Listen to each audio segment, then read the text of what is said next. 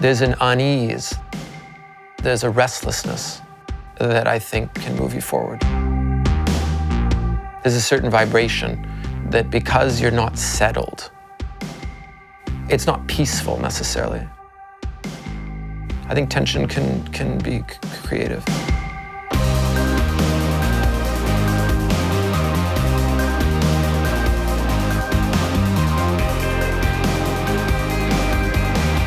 My name's Tiga, and I'm a musician, DJ, producer, businessman.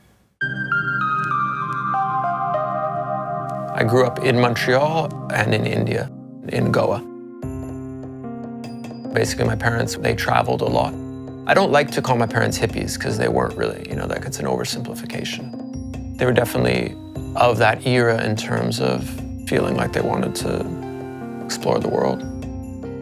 My dad liked to party, I think is the simplest answer. And back then, in the 70s and 80s, it was a different world in many ways, like different world obviously for the grown-ups and for me. It was quite free in a way. I mean, obviously I met all kinds of crazy people. I saw a lot of crazy things as a kid that to me didn't seem so crazy. I was very exposed to nightlife very early. There were parties going on, like raves. They weren't called raves then, but there were parties going on all the time in Goa. And I would go to the parties and see them in the morning. That became like an influence, even though obviously I didn't realize it at the time. I always loved music, but I was never a musician. So in that sense, I was like a DJ from age like 4. I'm an original DJ. I didn't have much desire to like learn an instrument or sing. I didn't sing in the choir. I didn't like do anything like that, but I just loved music. I loved finding good music and playing it for my friends and making cassettes. I would listen to music every night. Music was the soundtrack to my dreams, my ambitions, my big plans, my schemes. And it was a huge part of my life, always. My father was a DJ as well in India. He was one of a group of guys that would, they would buy records, put them onto cassette, play these tapes at these all-night parties.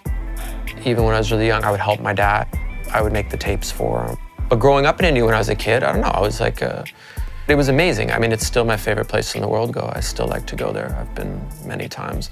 And life there for me was, I still dream about that more than I dream, let's say, about being a 10-year-old here, I had to get a little bit of tutoring, which was a bit of a nightmare.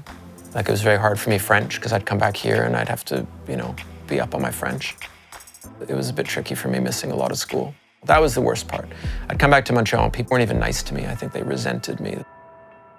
I remember I was getting kind of weird vibes, like they were out, I don't know, maybe that my parents took me out of school so much and they thought somehow they were breaking the rules or something like that. I guess somebody made the executive decision that I had to start going to a real school and had to like get serious. And I got sent to a private boys' school when I was about, I don't know, it's 11 years old or 12 years old. I don't want to say the party was over, but things got a lot more standard issue. It was like culture shock, very, very different. I don't know if everyone has these like tensions in them that they, like two sides of yourself that are always fighting. Probably a lot of people do. For me, those sides of myself are very much epitomized by like India versus the West. It's very much like on the one hand, more about experience and freedom. And then on the other hand, very much an 80s kid, very yuppie, very consumer, very materialistic, very Duran Duran, very wanting to be rich, wanting to have shiny clothes, wanting to have things that work, In India, all the kind of traveler types and hippie types, they considered themselves kind of like, I don't know what you call it, like fringe. And they considered themselves like very modern, like they had escaped from, the word you heard a lot was straight. They had escaped from the straight world. When I first discovered like rave and techno music, let's say in Germany and stuff, then the penny kind of dropped and I was like, yeah, it's true, it's so straight here. Like the parties, everything's so conservative.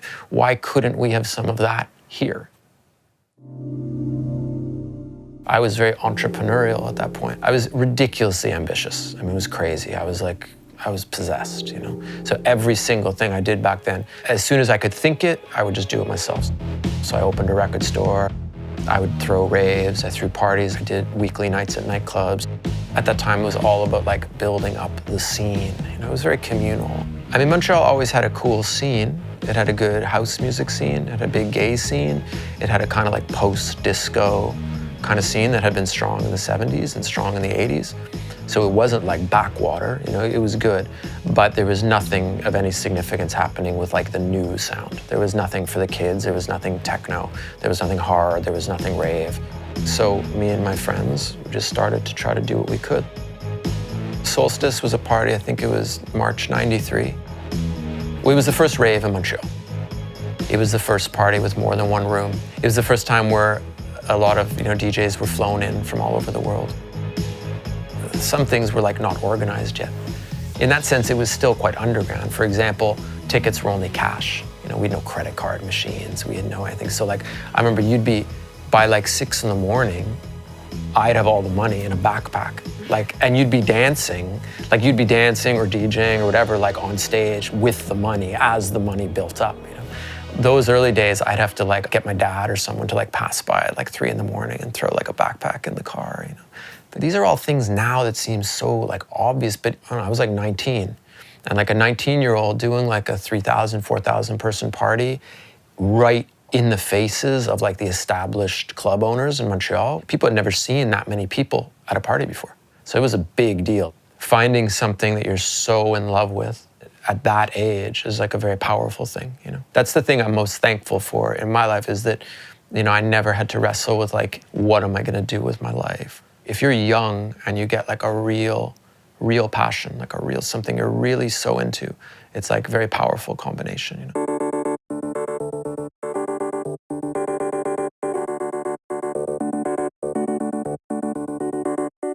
I made that track Sunglasses at Night, and then my whole career took off.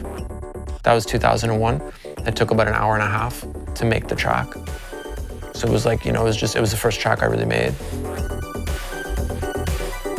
And it was like an instant global hit. And then I was traveling the world, and I was part of the club that I'd always kind of wanted to be. And it's an incredible lesson. It's a very, very good lesson when you do something in a very non-calculated way, in a very innocent way, in a kind of fun way, and you get such big rewards for it, because after that, it's hard to get cynical. It's hard to shake the idea that, hey, if I just make something like weird that I like, maybe it'll work, so in that sense, I was very lucky. It's a very nice introduction to that world.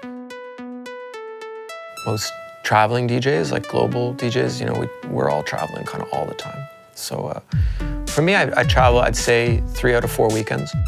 Probably like 70% Europe, and the rest is like Asia and Australia. Europe's like a circuit, kind of always doing it. Every day when you go through customs, you have to fill out on the form, like, what do you do? What's your occupation? Or they ask you sometimes. So I went through stages, for a while, like I never wanted to put DJ, and then I kind of moved to musician. And I was thinking like, I was like, I'm not gonna put musician anymore, because I don't feel like a musician, I don't even really think I have like an exceptionally good grasp of how music works.